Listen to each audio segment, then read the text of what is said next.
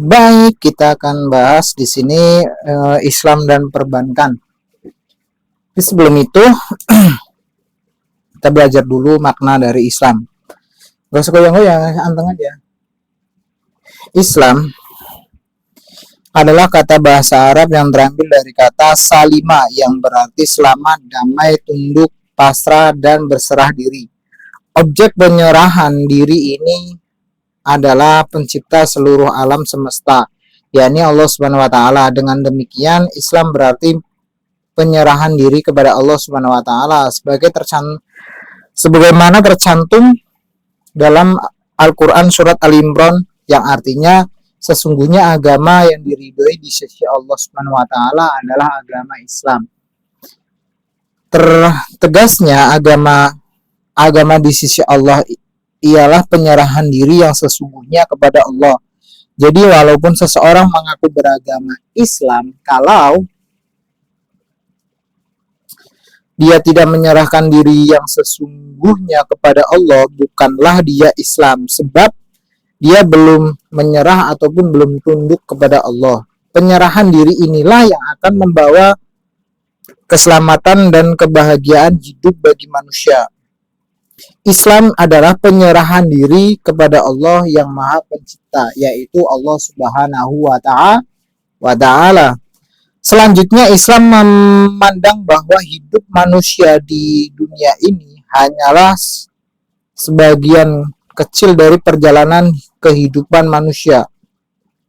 Karena setelah kehidupan di dunia ini masih ada lagi kehidupan akhirat yang kekal abadi. Namun demikian, nasib seseorang di akhirat nanti sangat bergantung pada apa yang dikerjakan di dalam dunia. Jadi ibaratnya dunia ini adalah remote-nya.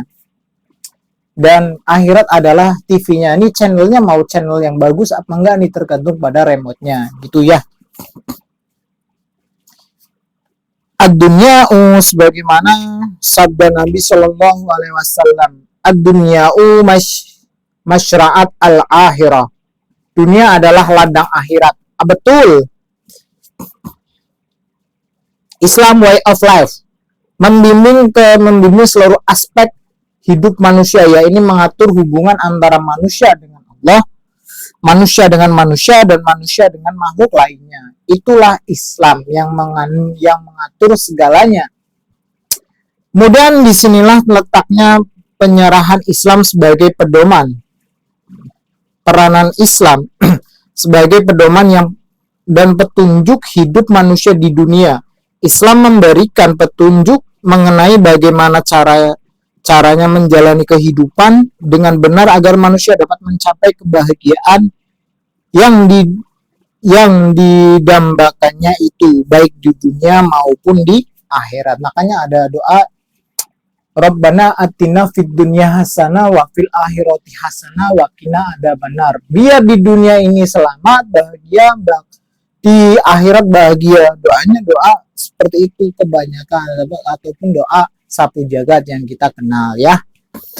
Kemudian ada kontribusi dari pandangan di atas adalah bahwa ajaran Islam itu tidak hanya terbatas pada hubungan pribadi antara seorang individu dengan penciptanya, hablum minallah, namun mencangkup pula masalah hubungan antar sesama manusia yang kita kenal dengan hablum minannas.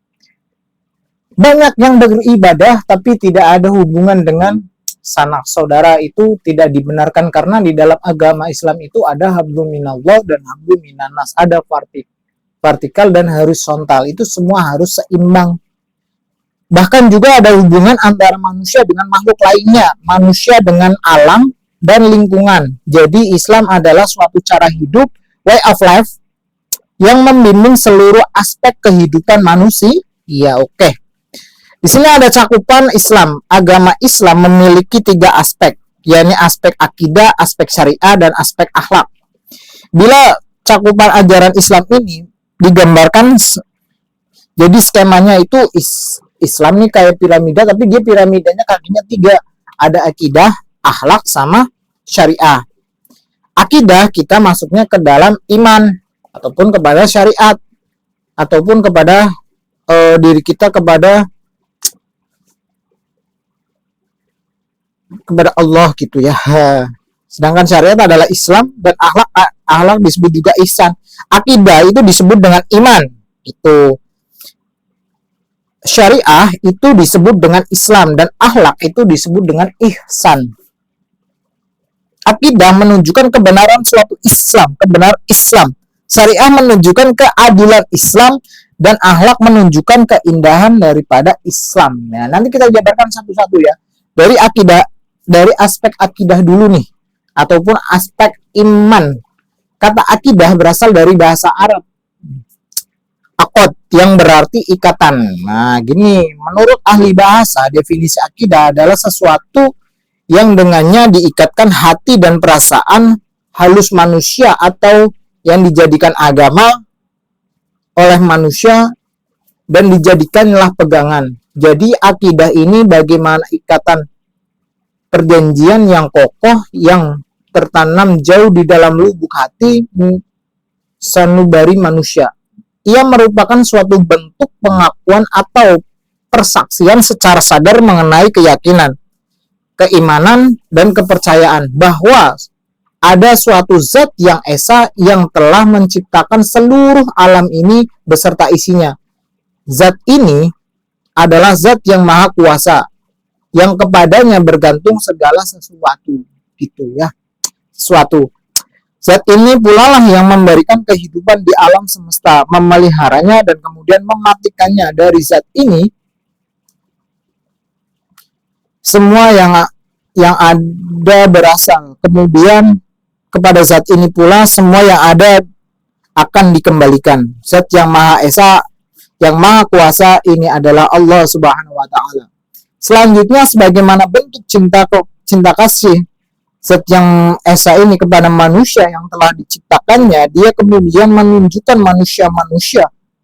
manusia pilihan untuk membimbing kehidupan manusia agar tidak tersesat. Jadi manusia itu diciptakan sebagai khalifah atau pemimpin yang bisa mengayomi dan mensejahterakan apa yang ada di lingkungan daripada manusia tersebut, dari orang pilihan-pilihan tersebut. Manusia pilihan ini adalah para nabi, rasul. Kalau zaman sekarang para ulama dan habaib, karena kita bukan zamannya lagi zaman nabi dan zaman para sahabat. Kita udah zamannya udah jauh banget, ada pengganti mereka yang notabene tetap bersambung kepada baginda Nabiullah Nabi Muhammad sallallahu alaihi wasallam. Gitu guys. Mana tadi Allah Subhanahu wa taala mewahyukan bimbingan dan petunjuk hidup ini kepada para nabi dan rasul lewat perantara malaikat. Bimbingan dan petunjuk dari Allah ini kemudian dikumpulkan dan ditulis menjadi suhuf dan kitab-kitab. Kemudian setelah petunjuk dan bimbingan itu disampaikan kepada manusia, maka nanti akan diadakan perhitungan terhadap hasil perbuatan manusia selama hidup di dunia. Jadi ada perhitungan sebelum kita ke Siratul Muntaha, itu kita dihitung tuh tadi amal baik sama amal buruknya masuknya kemana. Kalau banyak yang baik, maka nanti kita masuk ke surga. Kalau banyak yang buruk, kita mampir dulu lah ke neraka. Mampir ya perhitungannya ya. Perhitungan ini akan menjadi di situ kehidupan setelah kehidupan di dunia, ya ini di akhirat. Di akhirat ialah manusia akan mempertanggungjawabkan semua perbuatannya. Perbuatan gini, menyampaikan materi ini, misal nanti di akhirat juga dapat pahala cuy. Sampaikan walaupun itu satu huruf, satu pengertian kita sampaikan di sini ya. Nah, perhitungan ini yang akan menjadi kehidupan setelah kehidupan di dunia, ya ini kehidupan di akhirat. Di akhirat inilah manusia akan mempertanggungjawabkan semua perbuatannya. Perbuatan baik akan diganjar dengan balasan baik, perbuatan buruk akan diganjar dengan balasan yang setimpal. Ya, ini terhadap pembalasan ini akan menjadi pembangkit yang kuat untuk mengajak manusia berbuat kebaikan dan meninggalkan keburukan. Itu kita kenal dengan takwa. Gitu. Namun demikian, menjalani kehidupan di dunia ini tidaklah selalu mudah dan mulus. Banyak sekali geranjal-geranjalannya. Di samping sukacita, kebahagiaan, kenikmatan, kelapangan, dan kemudahan, ada pula duka, rintangan, ujian, permasalahan, kesengsaraan, dan bahkan bencana yang akan menimpa.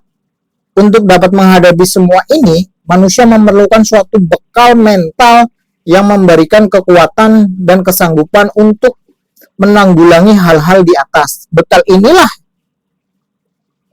ini adalah keyakinan kepada takdir gitu, takdir dan qadar gitu. Nah, takdir ini apa pengertiannya? Takdir atau qadar ialah suatu peraturan yang tertentu yang telah dibuat oleh Allah Subhanahu wa taala untuk segala yang ada dalam alam semesta untuk yang maujud ini. Peraturan tersebut merupakan undang-undang umum atau kepastian-kepastian yang diikatkan di dalam antara sebab dengan musababnya, juga antara sebab dan akibatnya. Ini peraturan, ini sudah tertera, ada suatu peraturan di sini. Gitu. Dengan keyakinan seperti ini, segala penghalang dan cobaan di dunia ini bagaimanapun dahsyatnya akan dianggap kecil saja oleh orang yang beriman, karena ia yakin bahwa segala sesuatu ada dalam ketentuannya. Maka nih sholat, ya kita agak sedikit ya, kalau sholat kan kita curahkan apa yang ada di dalam pikiran kepada sang pencipta kita, sang khalik kita gitu. Jadi enaknya gitu kalau kita punya Tuhan, kita mengenal kiblat, itu tidak tersesat bro. Jadi nggak bingung ntar kemana. Ingat, innamal usri yusra fa innamal usri yusra. Di setiap ada kesulitan, di situ pasti ada kemudahan. Jangan serba dikit-dikit, belok dikit stres. Karena kalau orang stres itu karena dia nggak ingat sama Tuhannya kali ya. Makanya kayak gitu, sering beranggap pusing nih, ya pusing lah. Dia lupa bahwa setelah ada kesulitan di situ ada kemudahan. Gitu kali dia, apa saja rahmat yang dianugerahkan Allah kepada manusia, maka tidak ada seorang pun yang dapat menahannya. Dan rahmat apa saja yang ditahan Allah, maka tidak ada seorang pun yang sanggup melepaskannya sesudah itu. Nah, di sini sampai sini paham. Segala yang sudah ditakdirkan buat kita, ya sudah itu buat kita, tidak bisa diterelak-elakan dengan hal-hal yang lain. Jadi itulah yang alami aja sama Allah Subhanahu wa taala saja, jangan pakai yang lain-lain. Toh kalau pakai yang lain-lain juga tetap awalnya tetap bismillah. Di situ ada bismillah, menyebut nama Allah, tetap kembalinya sama Allah. Perantaranya jangan perantara yang seperti itu, jangan nutup-nutupin orang. Gitu aja. Ya. Dan ada juga yang menyatakan di dalam hadis riwayat Muslim dikatakan, tiada sesuatu bencana pun yang menimpa di bumi dan pada dirimu sendiri, melainkan telah tertulis dalam kitab sebelum kami menciptakannya. Sesungguhnya yang demikian itu adalah mudah bagi Allah. Kami jelaskan yang demikian itu supaya kamu jangan berduka cita terhadap apa yang luput dari kamu, dan supaya kamu jangan terlalu gembira terhadap apa yang diberikannya kepadamu. Dan Allah tidak menyukai setiap orang-orang yang sombong lagi membanggakan diri. Udah biasa aja, jangan bilang kalau nih di sini aku gini. Jangan bosan di telinga, bosan bro.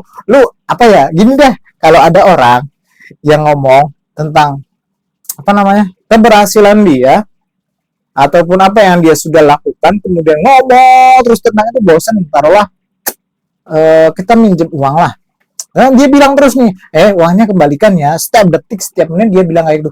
Jembak bro, kuping panas, sudah biasa aja, jalan-jalan aja. Kita udah tahu jadwal kok, jadwal kita harus bagaimana kita udah tahu. Kita sadar diri gitu, sadar posisi juga, sadar raih. Dan udah jangan sombong. Dari sombong ini sebenarnya ada kutipan, apa yang kamu anggap baik belum tentu di sisi Allah itu baik, dan apa yang kamu anggap buruk bisa jadi itu di sisi Allah itu menjadi hal yang sangat baik bagimu gitu. Jadi biasa aja, udah jalani apa yang ada dan jangan ungkit tentang keberhasilanmu kepada seseorang gitu, karena belum tentu kita samaan gitu. Jadi biasa aja itu, jangan apa ya, udahlah kalau itu jalan-jalanmu lah gitu, jangan jangan ngikut terus, biasa aja gitu ya.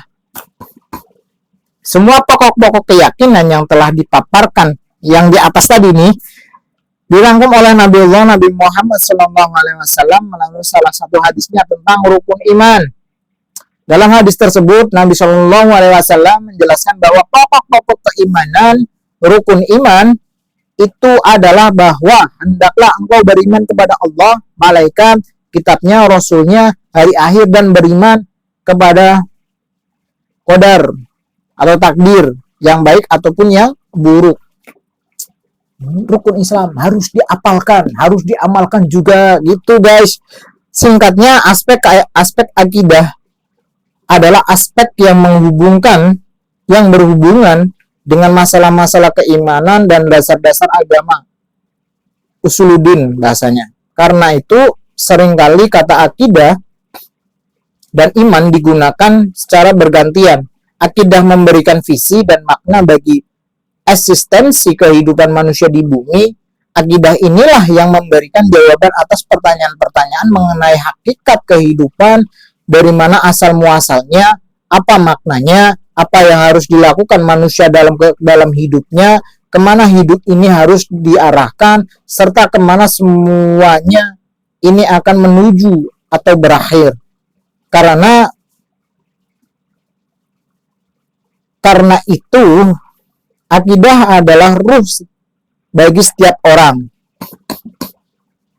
yang apabila dipegang teguh akan memberikan kehidupan yang baik dan mengembirakan bagi yang bersangkutan. Sebaliknya, tanpa akidah, manusia hidup ini akan kehilangan maknanya dan karenanya akan matilah semangat kerohanian manusia gitu guys.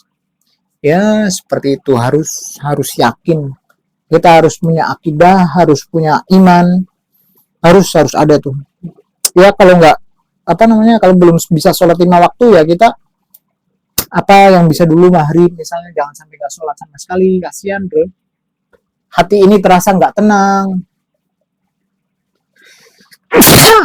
Kalau kita udah punya orang tuanya udah meninggal, nanti di sananya disiksa, melihat anaknya nggak sholat nangis nanti.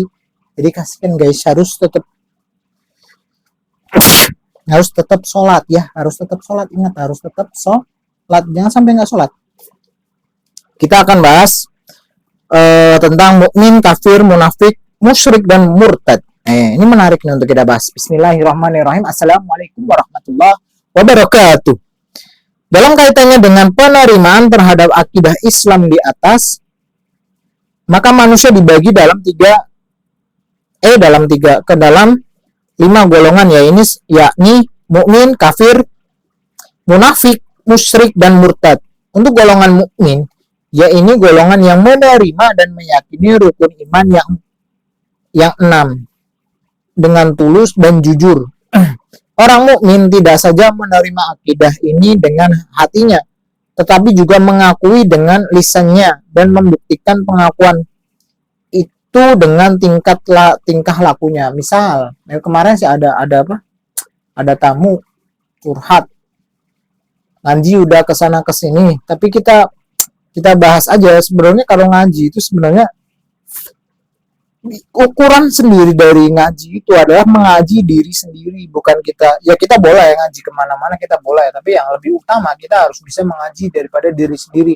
Iman yang namanya pertama adalah seorang mukmin itu harus percaya asyhadu alla ilaha illallah wa asyhadu anna muhammadar rasulullah. Kesaksian itu bukan berasal dari lisan, tapi semuanya juga harus menjadi saksi. Kita kan sering dengar tuh, kalau di akhirat nanti mulut kita bungkam dan semua ini anggota tubuh akan menjadi saksi atas perbuatan kita. Ini ngeri cuy. Nah di situ kita gampangannya itu, kita coba deh bungkam. Ini mulut kita bungkam aja sebentar.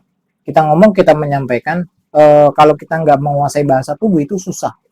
Sama halnya kalau kita melakukan suatu kemaksiatan, untuk mengakui itu susah. Tapi kalau kita sudah bisa terbiasa dengan hal-hal yang positif, bisa memperagakan bahasa-bahasa tubuh yang baik, otomatis lawan bicara kita paham walaupun mulut kita mulut terkunci gitu. Kemudian kita ambil dari golongan kafir. Berikutnya adalah golongan kafir. Ya, ini golongan yang menolak rukun iman di atas secara terang-terangan. Jadi udah menolak, benar-benar nolak. Orang kafir ya. Orang kafir sama orang non-Islam, non-Muslim lah bahasanya itu berbeda cuy. Kalau mereka masih non-Muslim ataupun non-Islam itu mereka masih punya kepercayaan atau manusia yang mereka itu mempunyai Tuhan. Itu namanya non-Muslim, non-iman. Sedangkan kalau mereka udah kafir, mereka udah nggak percaya yang namanya iman kepada Allah. Kalau di agama lain yang bukan agama Islam, ini kan imannya kepada Tuhan. Mereka punya Tuhan. Kalau Islam kan beriman kepada Allah. Kalau non-Islam kan beda, penyampaiannya beda walaupun tujuannya sama. Kalau dibuka deh kitab apa-apa yang bagaimana sih nama lain Allah misalnya, nama lain Allah di kitab-kitab yang lain disebutnya sebagai apa? Nama lain Nabi Muhammad itu di kitab-kitab lain itu disebut apa? Mereka udah disebutkan. Allah nama lainnya apa, Nabi Muhammad itu nama lainnya apa, itu kan masih punya keimanan. Kalau non-Islam, non-Muslim masih punya keimanan, masih punya Rasul, masih punya Tuhan. Tapi kalau kafir itu sudah nggak mengenal seperti itu semua secara terang-terangan lagi, itu yang namanya kafir. Jadi harus harus bisa memilah lah yang namanya bahasa seperti itu. Jangan kafir, jangan kayak gitu, nggak boleh. Yang ketiga adalah golongan munafik. Ya, ini golongan yang pada lahirnya menyatakan menerima akidah Islam, namun sebenarnya hati ini mereka itu menolak, tidak mempercayai akidah Islam. Ini banyak. Ya udah diterangin ciri-ciri orang munafik itu di dalam apa namanya? Nasi Daria udah. Orang munafik kalau berkata selalu bohong, gitu kan? Ya kayak gitu, dipercaya itu menolak. Itu orang munafik. Kemudian ada musyrik. Ya, ini golongan yang memperserikatkan Allah Subhanahu wa taala. Mereka ini membuat sesembahan atau tandingan. Paham di sini ya kalau musyrik ya. Jadi mereka percaya nih lain di samping Allah. Jadi samping penyembahan Allah, mereka juga menyembah Tuhan atau Tuhan yang lain. Jadi punya suatu barang itu dia disembah, tapi masih sholat tapi musyriknya ini apa namanya? Musyrik itu lain, kepercayaannya itu ada perbandingan, jadi ada 2 atau 3 gitu. Beda gitu ya. Atau ada golongan murtad, yaitu golongan yang dahulunya beriman kepada Allah dan berbalik menjadi kafir. Yang tadinya percaya kepada Allah itu jadi enggak, itu disebutnya kafir. Berpindah tapi dia nggak percaya, perpindahan ini nggak percaya. Kalau di agama lain kan berpindah kepercayaan. Masih adanya Tuhan gitu guys. Murtad tuh namanya pindah agama lah, bisa dikatakan seperti itu. Kemudian ada kekekalan akidah. Karena akidah adalah pokok keimanan, maka akidah sifatnya kekal dan tidak mengalami perubahan, baik karena perubahan zaman maupun karena pergantian tempat, sejak zaman Nabi Adam sampai sekarang. Dan di ujung dunia manapun, persoalan akidah akan selalu tetap dan konstan atau konsisten atau istiqomah. Ini tegas Allah di dalam surat Al-Quran, ayat Al-Baqarah, surat Al-Baqarah ayat 165. Berapa sih? Bener kan? Salah, 23 ya. Salah, enggak tahu nih. Di surat apa? Nanti kita cari ya. Dia Allah telah mensyariatkan bagi kamu dalam agama ya. Ayat Asyura ayat 13. Dia telah mensyariatkan bagi kamu dalam agama apa yang telah diwasiatkannya kepada Nuh dan apa yang telah kami wahyukan kepadamu dan apa yang telah kami wasiatkan kepada Ibrahim, Musa, dan Isa, yaitu tegakkanlah agama dan janganlah kamu berpecah-pecah tentangnya. Ini hati-hati nih, banyak agama-agama baru, hati-hati sumbernya harus jelas. Ntar lo capek guys. Agamanya banyak, kepercayaannya juga nyabang-nyabang mereka banyak pokoknya. Kita minum dulu, bro, capek.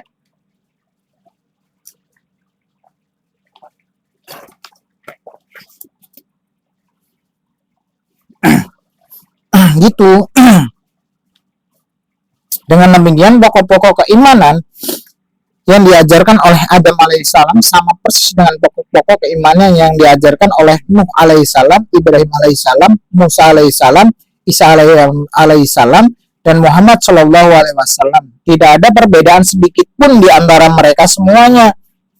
Semua nabi mengajarkan bahwa alam semesta ini adalah milik dan ciptaan Allah Subhanahu wa taala, Tuhan yang Maha Esa. Jadi itu semua agama mengakui seperti itu gitu loh. Dengan terang, dengan terang dan dengan gamblang, semua itu diciptakan oleh Allah Subhanahu wa taala. Yang berbeda itu kita perspektifnya, pandangannya itu berbeda. Tapi untuk keyakinan, untuk akidahnya itu dari zaman ke zaman itu tetap sama. Yang disampaikan tetap itu gitu. Oleh karena itu hanya kepada Allah sajalah manusia hendaknya menyembah dan memohon pertolongan. Semua nabi juga mengajarkan bahwa manusia akan mempertanggungjawabkan perbuatannya kelak di akhirat. Semua hal-hal ini tidak berubah dari dulu, sekarang, dan sampai kapanpun. Jadi tidak ada dan tidak akan ada modifikasi atau modernisasi dalam urusan akidah. Semuanya tetap sama, tetap satu tujuan, satu aspek, satu sumber, bahasanya seperti itu ya. Jangan seperti itu gitu loh. Kalaupun kita mendengar ada gerakan perubahan seperti yang dilaporkan oleh Ibnu Taimiyah, Imam Abdul Wahab, Syekh Jamaluddin Al-Afhami, Syekh Muhammad Abdul, dan lain-lain, maka apa yang dilakukan oleh mereka itu sebenarnya adalah pemurnian akidah, bukan menambah-nambah akidah atau melakukan modifikasi, bukan. Jadi yang dilakukan adalah justru menghilangkan dan membersihkan penyimpangan-penyimpangan. Ingat ya, yang dilakukan adalah membersihkan penyimpangan-penyimpangan, bukan menambah ataupun mengurangi. Itu membersihkan apa yang tidak sepantasnya berada di akidah tersebut. Membersihkan penyimpangan akidah yang telah terjadi dan kemudian mengembalikan pada jalur yang benar seperti pada titik yang semula.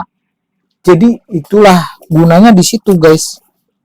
Harus tetap ada gitu. Mana perubahan-perubahan itu bukan merubah tapi membenarkan, meluruskan. Kalau itu tidak pas dengan tempatnya, mereka akan